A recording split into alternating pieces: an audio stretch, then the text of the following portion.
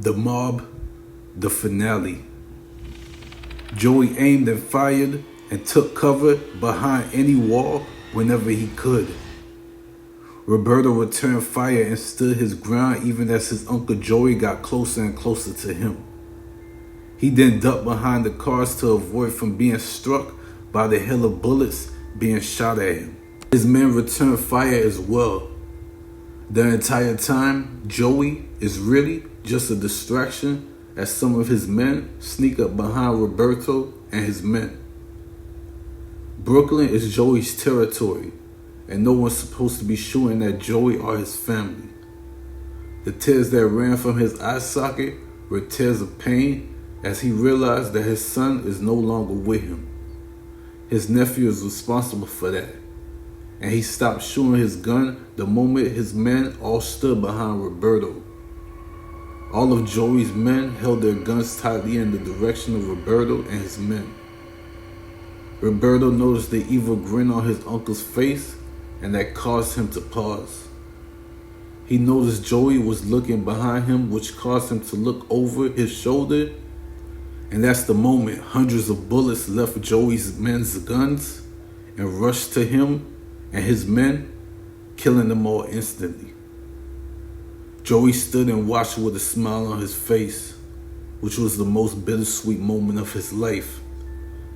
However, he's not happy yet. He still has one more person to get rid of, and that's his own brother, who's responsible for all of this madness. Joey doesn't need any assistance. He's going to handle it on his own. He's going to kill his own brother and anyone who gets in his way. He left his men at the scene to get rid of all the dead bodies that spread all throughout the front porch of Joey's home, and there were more bodies leading out towards the street. The cops weren't called. In fact, the one cop car that did pull up to the scene made a quick U-turn once they spotted Joey. That officer acted as though he never saw a thing. Joey grabbed a few guns from some of the dead corpses on the floor and took them with him. He didn't say a word to any of his men. He just headed to his nephew's home. He knows that since Roberto was the one to come after him, his brother is at Roberto's home being protected by a bunch of cowards. Less than an hour later, he arrived to Roberto's home where he spotted Tony standing outside of the house surrounded by a group of Roberto's men. Joey, fuming with rage, didn't waste any time. He just began firing, shooting at the men from down the street as he jumped out of his car. Tony took cover and ran into the house, and one by one, Joey shot and killed all of Roberto's men with straight headshots.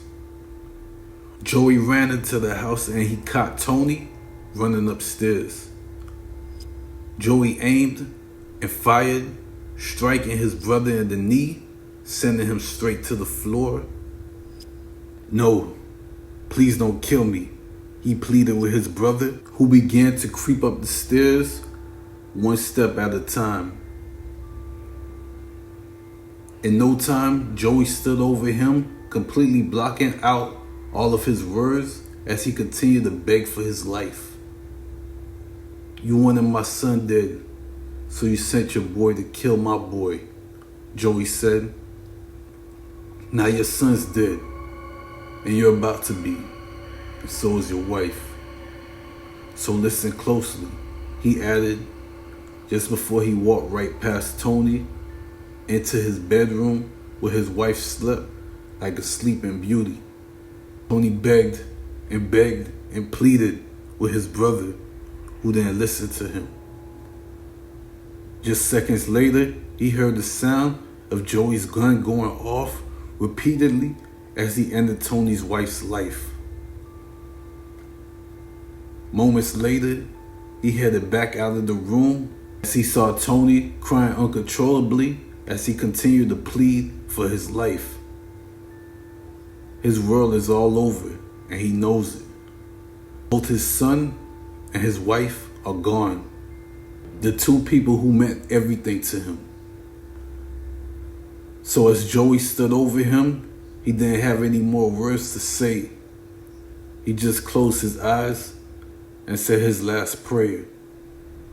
But before he could finish, Joey shot him over and over again, ending his life instantly.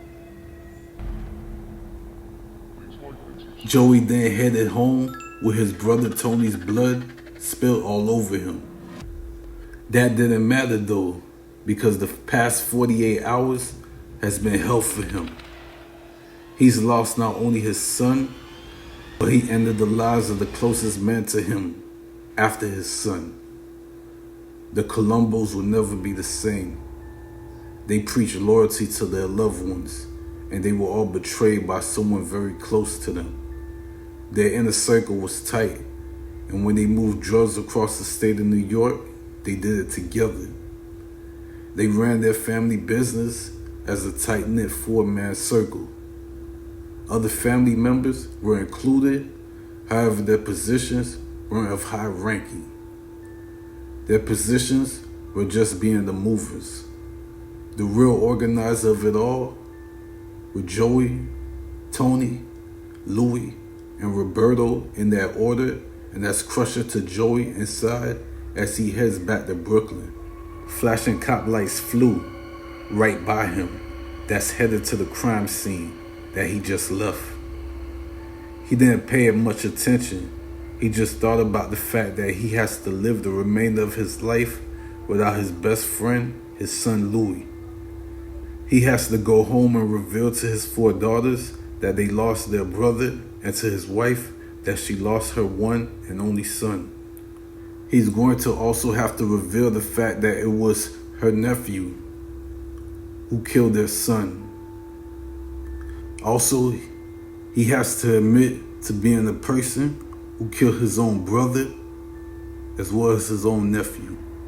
Joey doesn't know what the future holds.